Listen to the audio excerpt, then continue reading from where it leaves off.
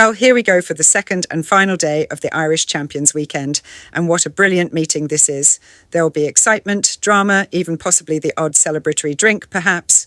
But here we are at ULO to cover every race, so the best of luck to you all. Right then, it's a big, big handicap to get us rolling on Sunday, and you know what? I'm playing it a bit safe with Heavenly Power. My reasoning? Well, Edward Lynham's 7-year-old has done most of his running on this track and, despite the wide draw, can go close judged on his latest second here. The inside draw goes to Heavenly Power's stablemate, Kiki, who also has a fine chance in my view, if not getting boxed in, so Willie Lee will have to get him pretty smartly out of the gate. Ollie Sangster has the jolly in the anti-post markets, Tuco Salamanca, so these are my three, with Heavenly Power just edging it for me. In the Tattersalls Auction Sales Stakes, Carl Burke has been having such a great time of it this season with his juveniles. I'm thinking that his dandy man colt Alparslan can go close. That said, Clifford Lee has to get a good track position from stall 14, which is a bit of a negative, but I'll take that chance. Alparslan was an impressive winner on debut at Leicester, coming home 5 lengths clear of odds-on favourite Quadrillion, but will be giving plenty of weight to Hugo Palmer's Blingy's sister, who is another one well fancied, and I like the booking of Dylan Brown McMonagle. These are the two I like, and I'd expect both of them to be thereabouts. Much later on, I think I'll be taking a chance on Sujay for the last race here at the Curragh.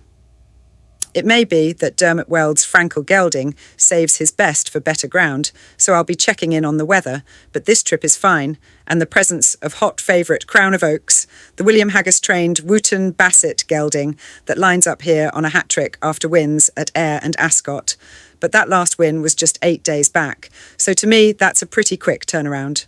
Sujay beat a well-fancied Ballydoyle favourite, Mississippi River, here back in June in a race of this grade, and for me that stacks up as solid form, so I slightly perplexed at the double figure price available this week.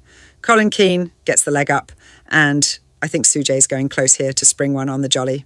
Good luck. My Sunday nap is the very exciting Venetian Sun, looking to make it 5 from 5 in a so far perfect season. A real cracker of a race this, the Moyglare Stud Stakes, with Composing and Venetian Sun both oozing class. I think that Venetian Sun is the one to keep on side. And we all remember the boss giving her for the Albany Stakes at Royal Ascot. And since then, she's won the Duchess of Cambridge at Newmarket, and then the Prix Morny at Deauville, one of the most important juvenile races in the European flat racing season. It was the way Venetian Sun won that French Group 1 the last day that impressed me, forging clear of Aidan O'Brien's Gstad, but now she faces up to Composing, who is on a 4-timer here after taking the debutante in commanding style. Venetian Sun gets the inside draw, and Clifford Lee can use the rail to good effect in a top-class showdown with Composing, and that's my 1-2. My next best goes to post in the Irish St Ledger, where I reckon you'd have to look no further than Joseph O'Brien's Al Riffa. Already with 2 Group 1s in the form book, Al Riffa should have the measure of Aidan O'Brien's Illinois, who would be an easy favourite to back if Al Riffa wasn't in this field.